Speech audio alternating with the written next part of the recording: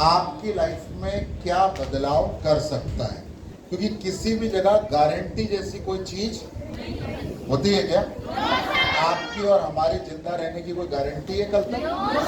कोई गारंटी नहीं है। तो जीवन जो चलता है वो संभावनाओं पे चलता है, और बुद्धिमान व्यक्ति ये देखता है कि भाई जो व्यक्ति स्मार्ट वैल्यू इतने सालों से कर रहा है, या आपके बीच के जो लीडर्स हैं जो काम कर रहे हैं, उनके जीवन में कोई बदलाव हुआ है या नहीं हुआ है। यस या नो? जब आप इन चीजों को समझते हैं तब आपको पता चलता है कि मुझे भी ये काम करना है या नहीं करना है। जैसे कि भारत के अंदर बहुत सारे विद्यालय हैं, हाँ या ना? माँ बाप जोर जबरदस्ती मार पीट करके बच्चा लोग को स्कूल, छोटा बच्चे का कभी मन करता है स्कूल जाने का? नहीं करता है ना? तो मम्मी पापा क्या करते हैं? घर में ही रहो।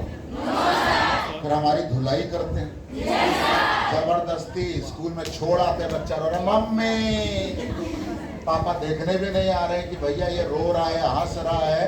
क्यों? क्योंकि उनको मालूम है ये विद्यालय उसके जीवन के लिए जरूरी है। यस या नो?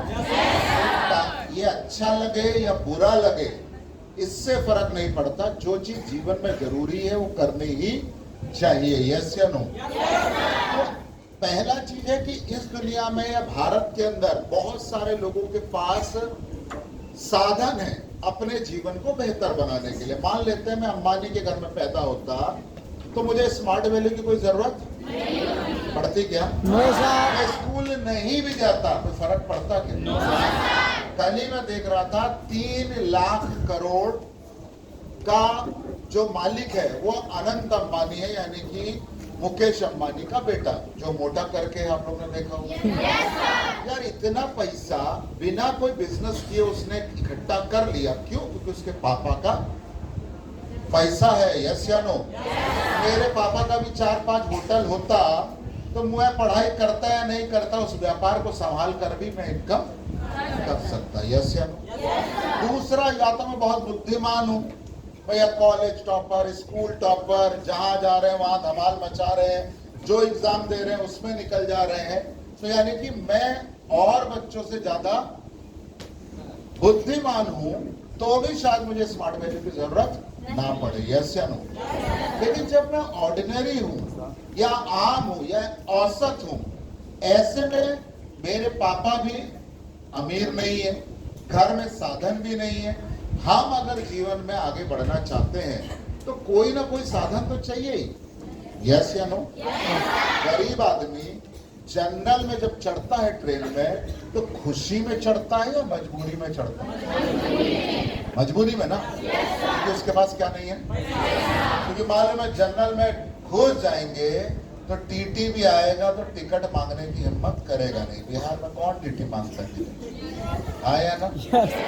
अब लेकिन हम अगर गलती से जनरल में घुस गए तो माथा में टेंशन रहता है कि भैया टीटी आएगा, घर लेगा, इज्जत खराब हो जाएगी। इसलिए भैया टिकट लेकर बढ़िया या तो एसी में बैठो या स्लीपर में बैठो। तो आपका जीवन भी वैसे ही है कि आपको इस चीज को देखना पड़ेगा कि आपकी स्थिति क्या है इस समय। क्या आपके पास बहुत सारे ऑप्शन है जीवन को बेहतर करने के लिए? अगर है तो स्मार्ट वैल्यू को आज ही कहो टाटा बाय बाय, पढ़ाई लिखाई करो, खसको। और अगर नहीं है तो कम से कम इसे समझने और करने का प्रयास तो करें, शायद आपकी जिंदगी ये बदल सके। यस या नो? Yes sir. आज 25 सालों में स्मार्ट वैल्यू ने बहुत सारे लोगों के जीवन के अंदर बदलाव किए हैं, लेकिन ये बदलाव उन्हीं के जीवन में हुआ जिन्होंने स्मार्ट वैल्यू को अपना फुल टाइम दिया है, मानसिक रूप से और शारीरिक रूप से। तो स्मार्ट वैल्यू के लिए एक बार जोरदार ताली।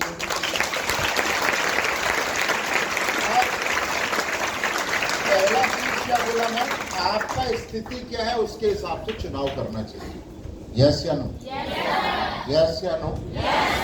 अब एक अंधा आदमी का आप विवाह करोगे, मान लेते हैं, समझने के लिए बात है, एक व्यक्ति जो बचपन से ही नेत्रहीन है, अब अगर आप उसकी शादी करवाने जा रहे हो फॉर एग्जाम्पल, तो क्या बोलोगे? आओ लड़की देखकर आते।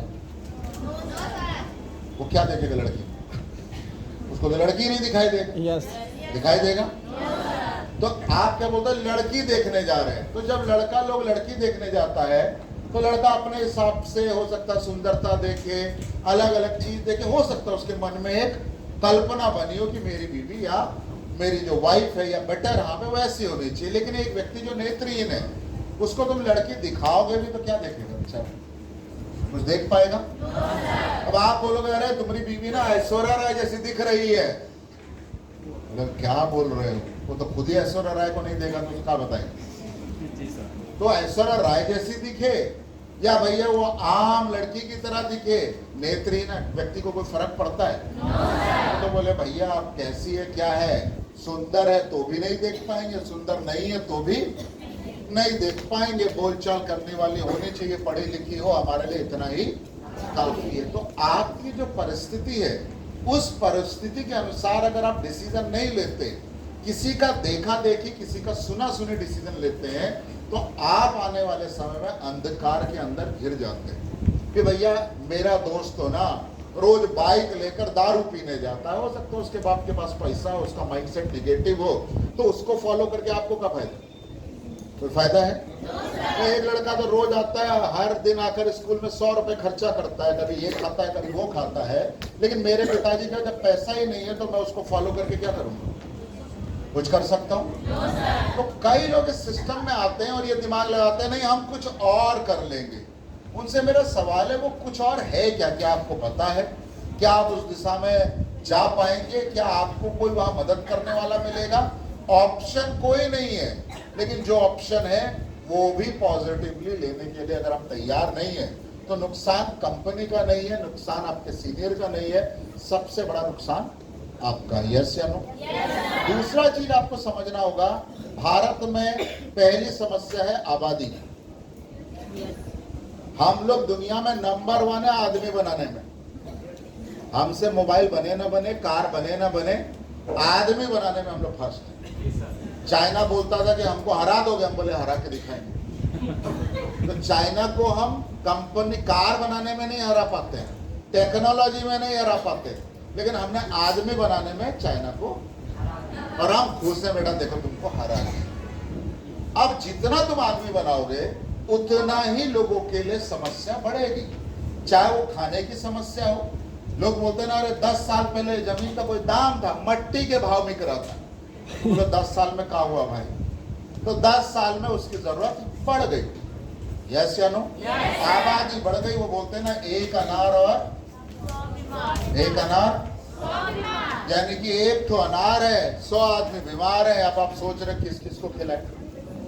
सेम आप सरकार में आ जाओ, आप बिहार की सरकार चलाओ, भारत की सरकार चलाओ, आप भी समस्या का समाधान नहीं कर पाएंगे, मैं गारंटी से बोलता हूं। क्यों? क्योंकि इसके बाद पीछे भी एक विज्ञान है, आदमी ज्यादा है और रोजगार कम है। यस या नो? समय के साथ रोजगार बढ़ नहीं रहा है, घट रहा है। कारण क्या है? जैसे जैसे मशीनी ताकतें, कंप्यूटर, टेक्नोलॉजी बढ़ रही है, मार्केट में मिलने वाला रोजगार या तो उन्हीं को मिल रहा है, बाकी लोगों के हाथों से रोजगार जा रहा है। आपको समझना पड़ेगा भाई, आपने कभी सीरियल देखा है टीवी में जहाँ पर राजा को एक आदमी पंखा करता है? राजा लोग के टाइम में पंखा तो नहीं था, कार भी नहीं था, बाइक भी नहीं था।